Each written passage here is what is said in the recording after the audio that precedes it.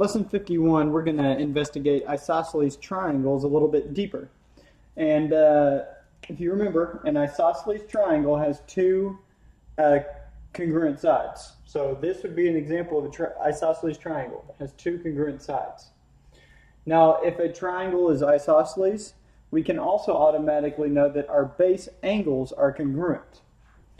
Now, that is because our two sides are congruent. So this angle could be assumed to be congruent to that angle. Same degree measure. Now let's look at some specific parts and label an isosceles triangle. First of all, this is the base. Well, how do we know that this is the base rather than one of the other sides? The base is always, I guess, underneath the two congruent sides. The base is also always opposite of the vertex. The vertex in an isosceles triangle is between the two congruent sides. So this is always your vertex. And then the other ones are referred to as legs. So that's breaking down an isosceles triangle. Let's look at the converse of this. Okay, if we had two congruent base angles, well, the converse of the isosceles triangle theorem would be that these two sides are also congruent. So that's kind of the converse. And then one other thing, say there's a line that bisects these the vertex. It cuts it in half. If a line cuts the vertex in half in an isosceles triangle, what it does is it creates a perpendicular line. Or the converse of that would be, if you have a perpendicular line that goes to the vertex of a isosceles triangle, then the angles are bisected. So those are some properties of an isosceles triangle. Now let's look at some examples. Example 2 says that triangle DEF is isosceles. Its vertex is at angle E. If measure angle D is 36, determine the measure of E and F. Okay, so it gives us triangle DEF is isosceles, but how do we draw this? How do we know what is what when it gives us all these angles? Well, the key here is it says its vertex is at angle E. That actually tells us everything that we need to know, because now I can draw my triangle and know that my vertex E is at the top, and that those are my two congruent sides, my two congruent legs, making this the base, and my base angles would then be F and D.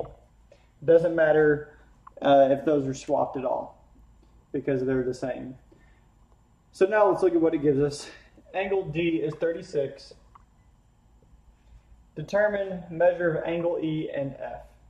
Well, F is easy. It's an isosceles triangle, so therefore F is also 36. Now we just need to find angle E, and we simply need to do the triangle sum theorem. 36 plus 36 plus x equals 180. I'm going to put that in my calculator. 36 plus 36 is 72. And then 180 minus 72 is 108. So therefore angle E would be 108. Meaning my triangle is way out of proportion because it's obtuse, but it doesn't matter. So those would be your two answers. But the whole key there was the word vertex at angle E. So you have to know what that means. Example 2b says the perimeter of triangle GHJ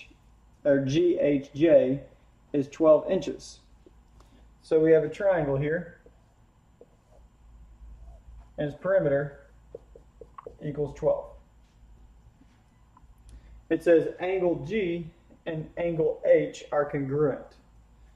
GH5, find GH. Okay, well, we got to find our clue statements here. This looks like it's going to be our clue statement, because it's actually going to solve two things. Since G and H are congruent, we know that they are the base angles. So I put them on the base, and that leaves the other letter, J, at the top. GHJ, and these are congruent. From there it says GH is 5.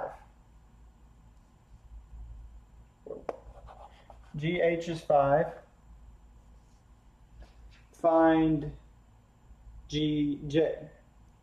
So we need to find 5. Or GJ, sorry.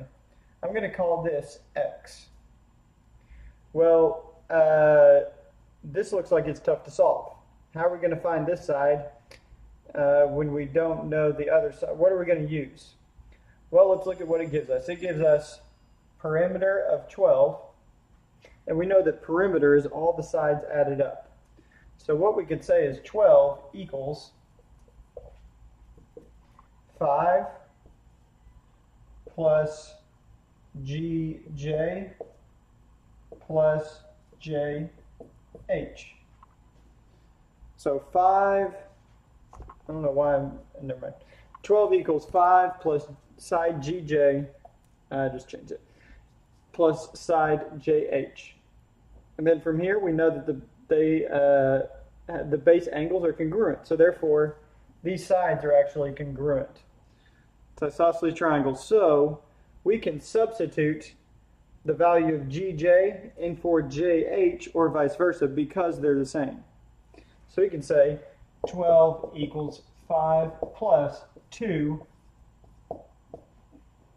GJ, since GJ and JH are the same. Then we solve. Subtract 5.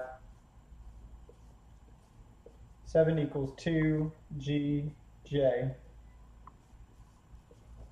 Divide by 2 and get 7 over 2 for GJ. Or 3.5. Same thing. And so that would be how you solve isosceles triangles. Just make sure you know the properties of isosceles and really equilateral triangles. All right, and that concludes lesson 51.